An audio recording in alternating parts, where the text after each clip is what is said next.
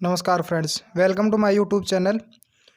पिछली वीडियो में हमने फर्टिलाइजेशन के बारे में अध्ययन किया था।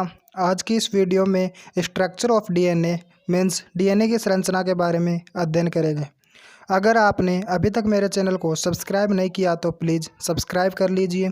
चलिए स्टार्ट करते हैं आज का वीडियो, डीएनए की संरचना। सबसे पहले हम न्यूक्लिक एसिड के बारे में अध्ययन करेंगे। न्यूक्लिक अम्ल किसे कहते हैं, क्या होता है न्यूक्लिक अम्ल? सामान्यतः अम्ल केंद्रक में पाया जाता है। इसकी खोज फ्रेडरिक मिक्सचर ने मवाद कोशिकाओं मीन्स पश कोशिकाओं में की और इसे न्यूक्लिन नाम दिया।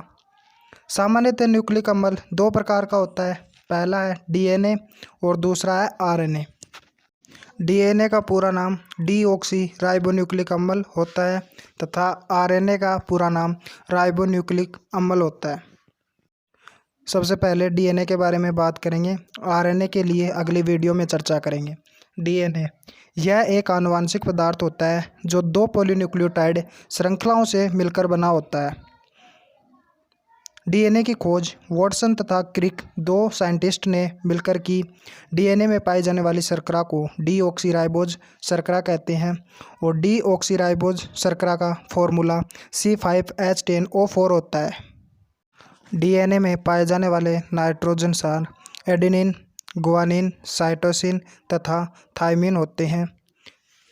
डीएनए का निर्माण, पहला है न्यूक्लियोसाइड, दूसरा है न्यूक्लियोटाइड। इन दोनों को मिलने से डीएनए का निर्माण होता है। पहला है न्यूक्लियोसाइड का निर्माण। पेंटोज शर्करा व नाइट्रोजन सार आपस में मिलकर न्यूक्लियोसाइड का निर्माण करते हैं। डीएनए में 4 प्रकार के नाइट्रोजन क्षार पाए जाते हैं, अतः न्यूक्लियोसाइड भी 4 प्रकार के होते हैं।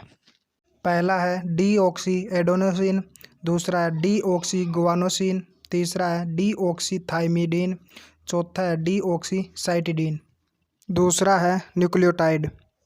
न्यूक्लियोसाइड और फॉस्फोरिक अम्ल आपस में मिलकर न्यूक्लियोटाइड का निर्माण करते हैं और न्यूक्लियोटाइड भी 4 प्रकार के होते हैं। पहला है डीऑक्सी एडेनोसिन मोनोफॉस्फेट, दूसरा है डीऑक्सी गुआनोसिन मोनोफॉस्फेट, तीसरा है डीऑक्सी थाइमिडीन मोनोफॉस्फेट, चौथा है डीऑक्सी साइटिडीन मोनोफॉस्फेट। और फॉस्फोरिक अम्ल का फॉर्मूला H3PO4 होता है। स्ट्रक्चर ऑफ डीएनए, डीएनए की संरचना। वॉटसन और क्रिक ने डीएनए मॉडल को समझाने के लिए एक्स किरण क्रिस्टलोग्राफी तकनीक का उपयोग किया। इनके द्वारा दिए गए मॉडल को बीडीएनए मॉडल भी कहते हैं। इस मॉडल के अनुसार डीएनए में 2 रज्जु पाए जाते हैं और यह दोनों एक दूसरे के विपरीत क्रम में जुड़े रहते हैं, जैसे 5' से 3' 3' से 5'। डीएनए की एक कुंडली का व्यास 20 एंगस्ट्रॉम होता है तथा कुंडली की लंबाई 34 एंगस्ट्रॉम होती है और एक कुंडली में नाइट्रोजन सारों के 10 जोड़े पाए जाते हैं, अतः प्रत्येक नाइट्रोजन सार के जोड़े के मध्य की दूरी 3.4 एंगस्ट्रॉम होती है।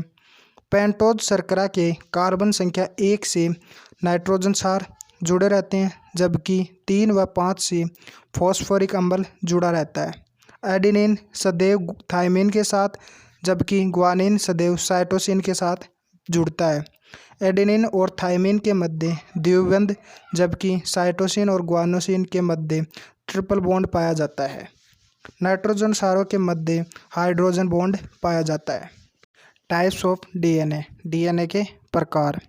डीएनए 4 प्रकार का होता है। पहला है पॉलिंड्रोमिक डीएनए, दूसरा है सैटेलाइट डीएनए, तीसरा है पुनः संयोजी डीएनए, चौथा है एकल रज्जु की डीएनए।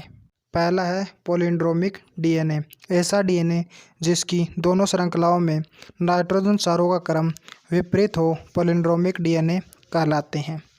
दूसरा सैटेलाइट डीएनए, ऐसा डीएनए जिसमें पाए जाने वाले नाइट्रोजन सारों की लगातार पुनरावृत्ति हो सैटेलाइट डीएनए कहलाता है।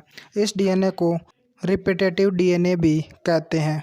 तीसरा है पुनः संयोजी डीएनए मीन्स रिकॉम्बिनेंट डीएनए, 2 विभिन्न स्रोतों से प्राप्त डीएनए को आपस में जोड़कर नए बनाए गए डीएनए को रिकॉम्बिनेंट डीएनए कहते हैं। चौथा है एकल रज्जु की डीएनए, ऐसा डीएनए जिसमें केवल एक ही रज्जु पाया जाता है। एकल रज्जु की डीएनए कहलाता है। इसकी खोज सिसाइमर द्वारा की गई। For example X174 virus. Thanks for watching. अगर आपको यह वीडियो अच्छा लगा है तो प्लीज़ इसे लाइक कीजिए और ज़्यादा से ज़्यादा शेयर कीजिए। अगर आपने अभी तक मेरे चैनल को सब्सक्राइब नहीं किया तो प्लीज़ सब्सक्राइब कर लीजिए। मिलते हैं नेक्स्ट वीडियो में। Thank you. तब तक के लिए बाय बाय, टेक केयर।